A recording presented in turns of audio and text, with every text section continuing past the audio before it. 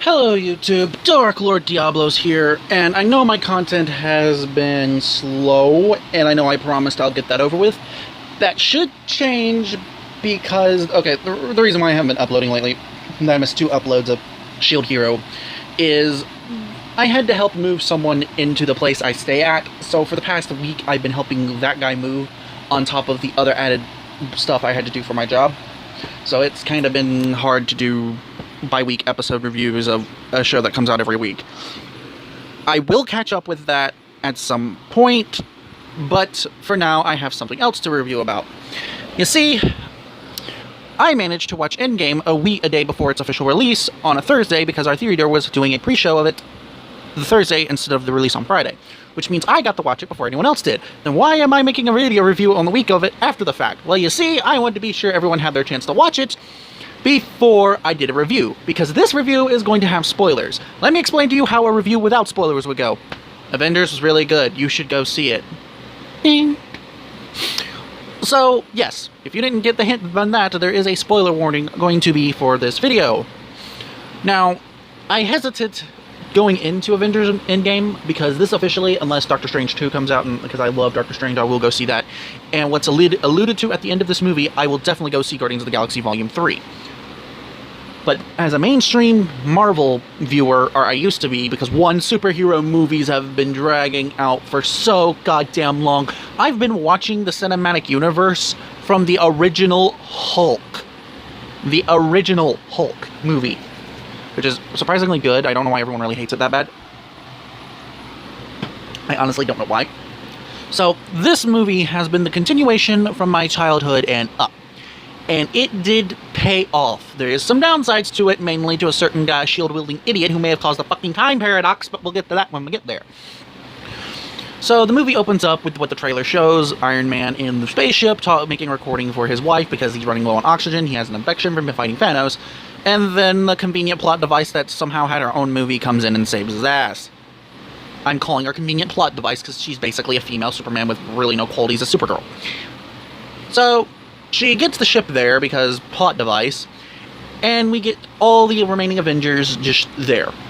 We got Cap, we got Thor, we got plot device, we got Black Widow, we got Professor Banner, which isn't in Hulk form, and they're all sitting there saying that they failed. Iron Man's rightfully pissed off at Captain America for all the shit he's been pulling, and he just basically says he's done with this. He even commends Captain Marvel for saving his life, and that he would trust her rather than Captain America. And here's where I get to the aggravating plot of the movie. When she sits there and proclaims that she could have killed Thanos in a split of a second. Now, I did talk to my friend, and he said, well, there is a bunch of universe. I'm like, but here's the problem. If you knew Thanos was there, with the Infinity Gauntlet, and you made this bold claim, where the fuck were you? That makes your fault just as much as ours. If I was an Avenger, I would point that out to her really fucking fast. No joke.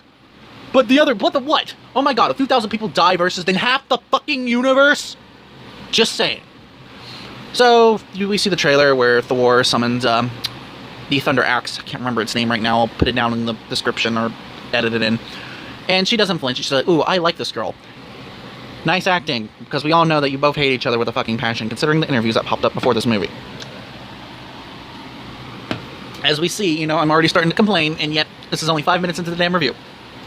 So, they discover that the Infinity Gauntlet has an energy signature. As Tony basically nearly died, he said, fuck this shit, I do not blame him. This thing has been going on for 10 years, might as well get yourself out the movie now. Well, they find out 2 days ago, Thanos used the Infinity Stones again. And unlike the comic, the Infinity Stones are uber fucking powerful, yet super fucking weak that one can be destroyed by Scarlet Witch, because apparently power leveling in this movie is goddamn forever, which is why the X-Men will never show up in the movie until this whole bullshit of Disney buying Fox's assets finally coagulate into something 4 years from now. So, they follow to a planet, and Nebula explains that he wants to be a farmer, which is actually true to the comic, because after the Infinity Gauntlet comic book, not the Infinity War comic book, Thanos retires to a farm after losing the Infinity Gauntlet to Adam Warlock, which I will have to talk about Adam Warlock here in a bit, but for now, we'll continue on. So, they find Thanos. He is nearly fucking dead. I mean, extremely dead. He just, using the Infinity Gauntlets pretty much fucked him up to beyond belief that he is using his tools as a cane to farm. By the time Captain Marvel gets there and slams him to the wall, it's pretty much a one-sided fight for the poor bastard. when they get there, all of them get there, hold him down, and try to get the Infinity Gauntlet for him. He's like, all I ever needed was to restore the balance of the universe, and I destroyed the stones to prevent myself from further temptation. This is what makes an anti-villain an anti-villain. He is doing bad things for the right reasons. That is the definition of an anti-villain. It's fucking weird, I know. Does that mean I commend his actions? Hell no. Instead of being an overpowering god, he does what he wanted to do, which he thought was right for the universe, which this movie explains it's not, and gets rid of the stones. Pretty much everyone's fucked at this point because there's no way to undo the snap without the Infinity Stones. So, before Thanos could bring out his, I am a president speech underway, Thor just fucking lops his head off. Like, extremely locks his head off. And, oh my god, that was so cool.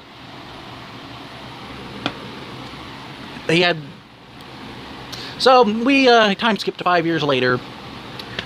Hawkeye has basically decided to use a katana, went around killing gangs, and I think he's running around in Japan trying to kill the Yakuza from stealing his waifu. I know I'm short downplaying his plot, but here, I will get to that moment in a second, because my roommate pointed this out because she has a love for Natasha. So we'll get to that when we get there. Natasha's basically took over S.H.I.E.L.D. because Nick Fury's gone. Everyone's up on the screen, and we get to see Captain Marvel in a new hairdo representing, something. I think bowel movement, but we'll get to that when we get to that. And she explains that she can't come to Earth because all the planets are having problems, blah, blah, blah, blah, blah. And Raccoon says they have a good point. So everyone goes off screen. Captain America has been doing counseling, which he's really good at, by the way. He should have kept the job. And tries to get Natasha to actually hang out with him and have a life. And she says, when you have a life, you first. Because, you know, he's like, God, almost 100 years old. I mean, he's been around since the 50s. And it's like 2023. Yeah, it's not 2019. It's 2023 or 26 or something. They did a cohesive timeline. And this is just a review. I'll probably make a video about a cohesive timeline later, but it kind of already fucked itself with that kid from Iron Man 2 being Spider-Man.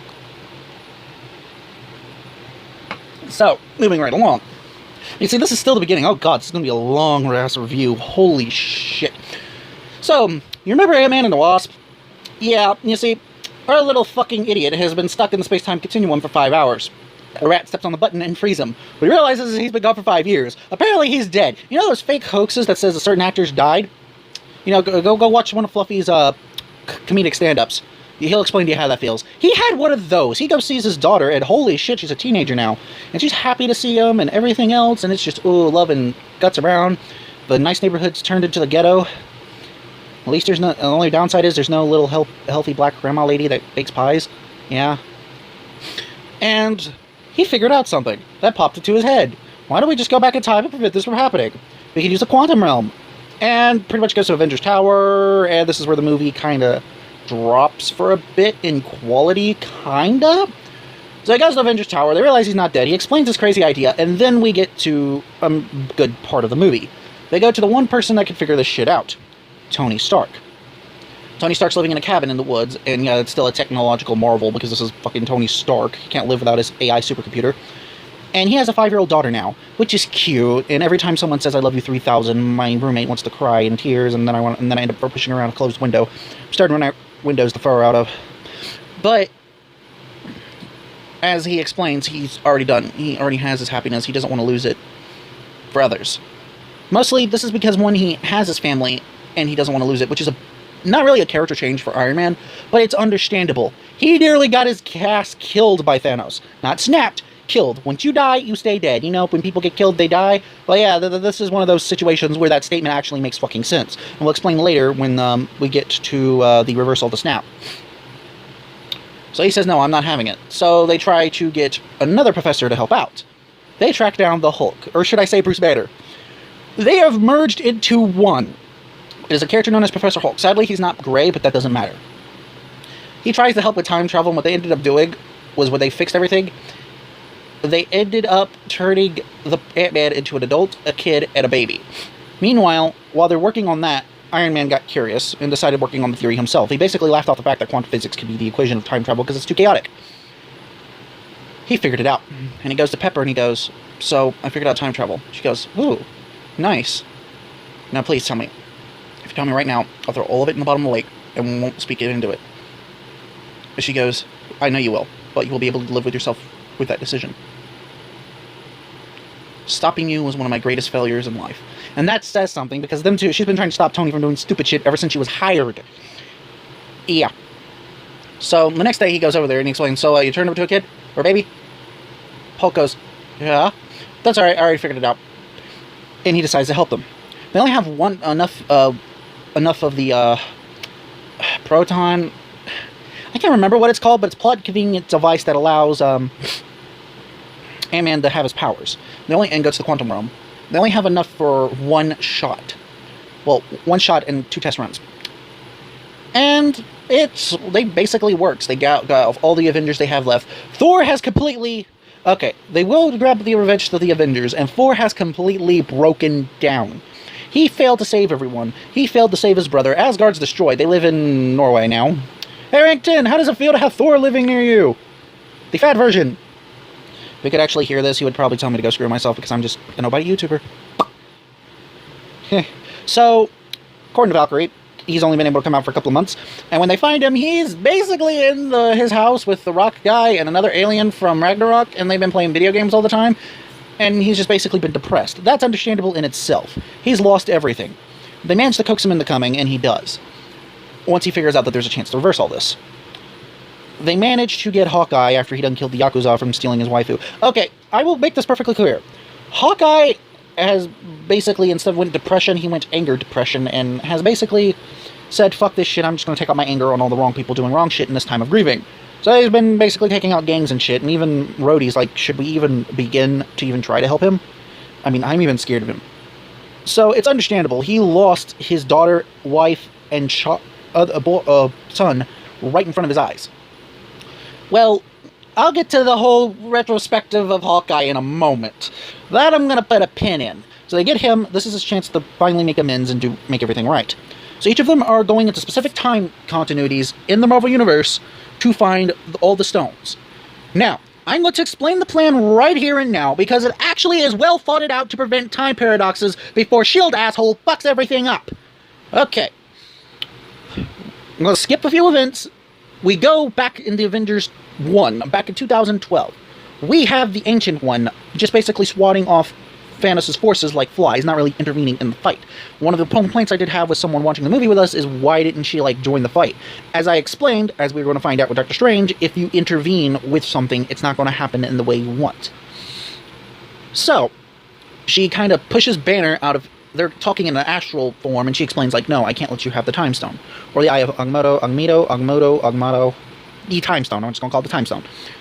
As she explains, I can't give you the Time Stone because my reality will basically get destroyed by the forces of darkness. We need the stone to fight the forces of darkness. As Hulk explains, there is no alternate timeline. There is no alternate timeline. I repeat, this is all one conclusive story. There is no branch off of timelines. They return the stones exactly to the exact point to where they got the stones. That prevents any branch off timelines from happening. So there is no alternate what-if scenarios going on here, which is fucking cool. The Russo brothers did this the best they possibly could, and I like that. Time travel is a messy subject to deal with. I hate dealing with time travel plots. It causes fucked up shit to happen, unless you're doing it to cause fucked up shit to happen. So, Tony and Captain America and the Hulk and Ant-Man grab the Space Stone, the Mind Stone, and the Time Stone from their respective areas in the Avengers 1. Because if you remember, the Mind Stone's in Loki's staff, the Space Stone is in the Tesseract, and Ancient One has the Mind Stone. She didn't want to give up the Time Stone. She didn't want to give up the Time Stone thinking that, this was the wrong thing to do. Until Bruce Banner goes, then why did Strange willingly give the Time Stone to Thanos? He said that was the only chance we had against him. She freezes and goes, Strange gave you the Time Stone. Yes. Puts him back in his body, hands over the Time Stone. Who? What, he made a mistake? No, I did. Strange is supposed to be the best of us all. That says something. Really says something. And we'll get to that here in a second. A little bit of information I learned a few days ago at a Q&A. So, moving right along, back in Guardians of the Galaxyville, Nebula, this has 2 Nebulas, by the way. There's 2 of every character, but as long as they avoid each other and not make each other known to each other, in the consequence of Captain America, he kind of hit the other America with the Mind Stone, and I don't want to get into it, so he doesn't remember the other Captain America. Luckily, the other Captain America thought he was Loki, which was funny. So, after all of that, Nebula and Rhodey get the Power Stone. But Nebula can't transport back in time because her memories are conflicting with the Nebula in this timeline. Well, this time, not timeline, time. And all of a sudden, this happens. Thanos realizes that he succeeded, and they're trying to undo what they succeeded. So he comes up with a plan to capture this nebula and send his nebula back to the future to bring him through the future, which works. I'm not even gonna lie. I'm not even going to go through the major plot development. I'm not gonna lie. It works. Meanwhile, during this time period, Hawkeye, I don't know what he's called now, but I'm just gonna call him Hawkeye, and Natasha go to get the Soul Stone. Now, if you remember from Infinity War, one of them is going to die. That I went in certain. And I really thought it was going to be Hawkeye. It would have made perfect sense. Here goes rant number 1. Okay, you've been predicting this man's death for the past fucking decade. Let him die. But instead, Natasha throws herself off the cliff to get the Soul Stone. Which is very disappointing, because that was basically Hulk's wannabe girlfriend, and he doesn't get his waifu, which is sad. End of rant 1. They gather all the stones, and Tony Stark makes his new with his nano suit, he makes a new Infinity Gauntlet. And they're discussing about who should wield the Infinity Gauntlet. Thor goes, I'm the strongest, I need this, please, just let me do this. Hulk goes, I'm the one that has to do this, this was meant for me. I'm the one that has gamma radiation flowing through my body. It's an exact same energy flowing through the Infinity Stones. And he wields it, and he ends up getting fucked up badly, but he reverses the snap.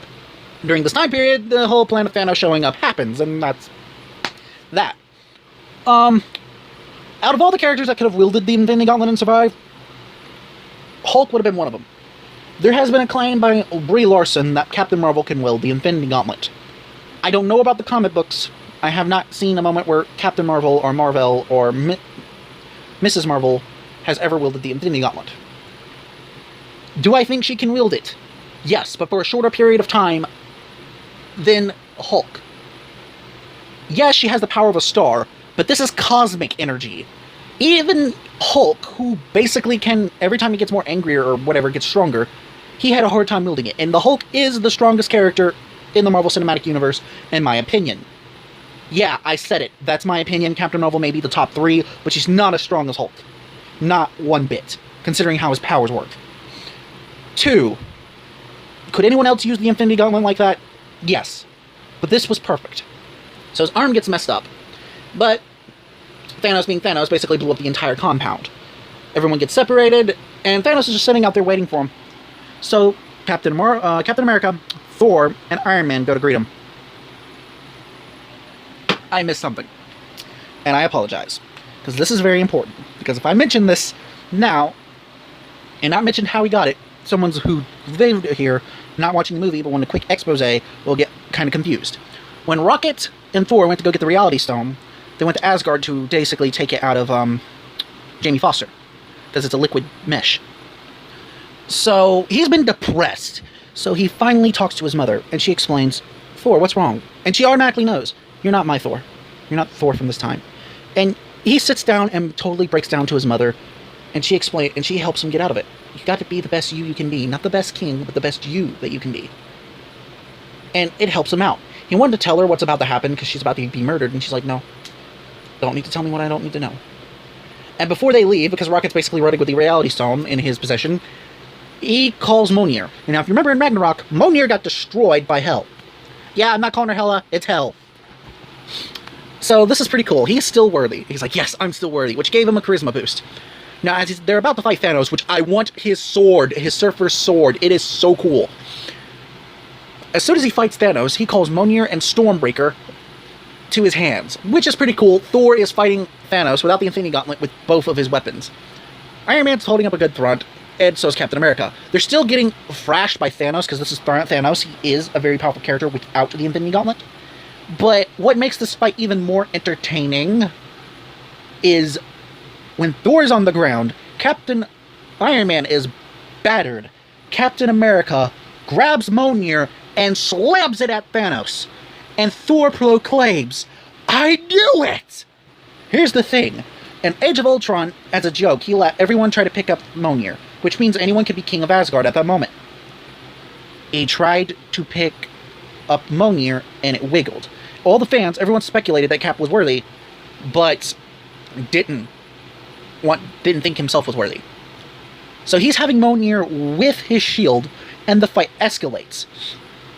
There's still problems, because this is still Titan, this is still Thanos. All of a sudden, you hear Steve on the other intercom going, Cap, are you okay? It's Steve. Is anyone out there? all of a sudden, all these portals open up. You got the Wakandans. You got everyone that got dusted. All the sorcerers everywhere coming out. And we finally get the one line everyone was waiting for forever. Cap raises up Mjolnir and goes, Avengers assemble. And this isn't like an army versus Thanos. Thanos has his own army assembled. And this was an epic final battle. Finally, Thanos gets what he deserves. Wanda, Scarlet Witch, finally gets a hold of his ass. She's been pissed forever at him, probably for the past 5 years of being dusted. She lost everything to him. Her brother, which I found out that he's the reason why Ultron was a thing. That's how much I really care for Age of Ultron. Her brother died because of him. Her boyfriend died because of him. She's pretty much had it. And what was the tip of the iceberg is, I don't even remember your name. Now here's the point. From his perspective, this is some crazy woman that claims that she knows him. From her perspective, this is personal. Because this is not the same Thanos she thought, even though technically they are the same, but yeah. Everything is getting bad for Thanos, so he says rain the fire down, which causes the ship to blast everything, even against, his commander's own wishes. And that's when we finally get Captain Marvel coming in to do something. She blows up the ship. Good for her. We have a little sneak preview because there's this rumor of basically Marvel's women Avengers, which I am all for, but if Brie Larson's leading the charge, I'm not even considering anything. Anyone would be a good leader for the Avengers, women Avengers, it would be Valkyrie, because she actually has experience and a decent personality. But there might be help with Captain Marvel, and we'll get to that here in a second. So, they're trying to get the gauntlet to the van, to get the van to send the stones back in time. I don't know how this... Okay, even if this plan worked, I don't know how it was going to work, because no one's there to guide the stones. It's not that the stones are just going to automatically get there. I know they're cosmic entities, but it's kind of impossible. And I already have my fixtures about the Soul Stone anyway. So, it doesn't work. We have our epic moment where all the women in Marvel basically team up to protect Spider-Man, which Potts gets her own nano armor, which I find is... Well, I don't know if it's nano armor. I don't think. But still, it's awesome to see her and Tony fight back-to-back. And pretty much, long story short, Thanos stops them from sending it back to the Quantum Realm van, and he gets his hands on the Infinity Gauntlet. Now, Thanos' plan is, instead of getting rid of half the universe like he originally went to, he goes completely godlike and said, fuck it, I'm killing everything and restarting from scratch, that way no one can stop me. Yep, he went full retard, man. Just full retard. Damn, this is gonna be a long video. So, yeah. At this moment, Captain Marvel finally does something else instead of just blast things. She goes up to dear old Thanos and actually starts fighting him. Which for a moment I thought she was actually going to beat him. And if she did, I would have walked out the theater room, and luckily I didn't pay for it, so I guess I wouldn't really be sticking it to anyone. But apparently this gauntlet has the feature to eject stones. She couldn't even handle a blast from the fucking Power Stone. Holy shit! She gets smacked against the fucking wall. During the fight earlier, Iron Man says this to Strange, so this is the 1/1,000,000th chance that we're going to win, and Strange goes, if I tell you, it won't happen. Which explains what I was talking about later, when the Ancient One was fighting. Even though she knew what was going to happen, if she tried to intervene, what would happen would not happen. Which is why she was just protecting herself. So, as Thanos is about to snap everything to capiche, Strange looks at Iron Man and goes, 1, 1. Iron Man jumps on Thanos' arm. Thanos knocks Iron Man away, and he goes, I am tranquil, or eternal. Basically what he said at the beginning of the movie. Snaps his fingers once. Looks. Wondering why nothing's happening. Snaps it again. Iron Man, who's being electrocuted by the cosmic energy of the Infinity Stones, uses his nanosuit to make his small miniature version of the gauntlet, and goes, and Iron Man snaps his fingers and dusts everyone on Thanos' team. Nebula gets shot by our Nebula, so she's dead. I don't know what happens to Gamora, but considering she's not part of this timeline, either the stones bested her, or that's a thing. That's a thing we're going to have to get to later. Now, Iron Man's on the wall. Spider-Man's over him going, Stark, no, Stark. And they push him away, and Potts is over him. Tony is still trying to live, and she goes, you can rest now. And he dies. Out of all the deaths, not even Natasha hit me that hard, that hit me badly. But that is a hero's death. And yes, his final moments were cheesy, and I understand that, but that's who he is. If he wasn't going to say that, what was he going to say? It's not going to be like Dante for the reboot of Devil May Cry, fuck you. That was just perfect. They have his funeral. Captain Marvel's there, and I'll get to that moment here in a minute. And as we can see, everyone's sad that Tony's dead. And they take his original arc reactor, which says proof that Tony Stark does have a heart, and they send it off adrift on the lake. He leaves a message to his wife and daughter and tells his daughter, I love you 3000. That right there still puts a tearjerker in my roommate's eyes, which is why there's hardly any windows left in this house. Now on to what was supposed to be a simple fucking job. They give Captain America the Infinity Stones and Mjolnir to go take back in time to fix locations, to pretty much fix the timeline, to prevent any paradoxes from happening. For them, it would be 5 seconds. For Captain America, it would be 5 hours. 5 seconds later, he doesn't show up. 5 seconds later again, he doesn't show up. Where the fuck is he? There's an old man sitting on a bench. It's Captain America. As he explains, he finally got himself a life. He went back in time to get married and have a life with his girlfriend from the 50s. Why is this a fucking problem? Well, my Australian friend Redcoon wanted Captain America to die, which I completely agree. But there are 3 Captain Americas at Avengers. 3! 2 of them did come into contact with each other, which would cause a paradox if it wasn't for the Mind Stone erasing that one's memories. But we have 3 Captain Americas running around. And besides, how long was that Captain America sitting in the time bench? And don't give me some bullcrap that he just popped up right when that happened. Remember, this isn't like a time paradox where this Captain America was automatically created. No, he had to be standing there for quite a long time. Now, I understand people not noticing him because this bullshit just happened, but oh my god, damn, that is the only clear-cut paradox that we have. Damn. And I already know, well, what happened here? This Thanos, and well, here's the thing. There's just 2 Thanoses that just pop up. Considering that the timeline is still intact, which is how they explained it, there is just no Thanos getting wiped out from existence beforehand. That timeline paradox is fixed. But holy shit! Damn! They should have killed Cap off, but no! But there was a sweet moment where he gives Steve the Captain America shield, which makes him the next Captain America, even though everyone wanted Bucky to be the next Captain America, because that's canon. Or Steve Rogers, the son of Captain America, or whatever. But God! Second rant over. God, this is going to be a 40 long. This is my longest video. Holy shit. It's not even the problem with the Russos, which they did their fucking best. Whew. So, yeah, that's the thing. So, Thor, back in Scandinaviaville. Hi, Rank 10. How are you doing? Or Rada. I forgot you go by Rada now, but I still like you as the train. He gives, basically, kingship to Valkyrie, which is perfect. He teams up with the Guardians of the Galaxy, which is what I'm hyped for. It's funny banter, like, we all know who's in charge. Yeah, you're in charge. Don't we? We all know who's in charge. Yeah, you. And it's so funny, because he's grieving over Gamora. And that's pretty much how the movie ends. There is no end-credit scene. This does what it intends to do, which is ending this current generation for the Marvel Cinematic Universe. But, yeah. All in all, this was a great movie to end off on. It does have its problems, but everything great does have its problems. Nothing is ever perfect. I truly believe that nothing will ever be perfect. There's no such thing as perfection. Only to a certain point of degree. I like Overlord. I say it's the best anime ever. Does it have its problems? Oh yeah, the fucking 3D animation gets shitty at times, and I completely botched the 3rd season, but I still like it. That doesn't mean anything is bad or good by demeanor.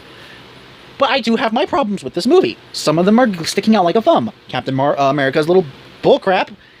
And one more thing. This poses a problem, and I already have a solution from a story standpoint.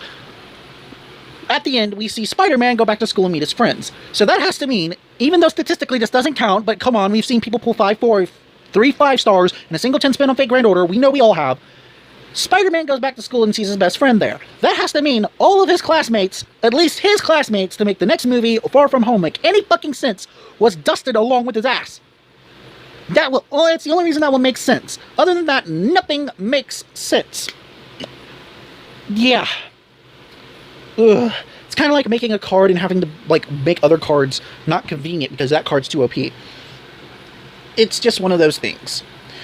Now, moving forward, can the Marvel Universe do anything going forward? Well, they didn't do a complete reboot like I hoped, because I hate to say this. But let me put it to you straight. After Endgame, I believe, except for maybe Guardians of the Galaxy, because that's more of a comedy than anything, superhero movies are going to go down to a downward spiral. And this is why. As this movie portrays, this has been going on for a long, long time. The media itself, not the media, but even the norms, are getting sick and tired of it.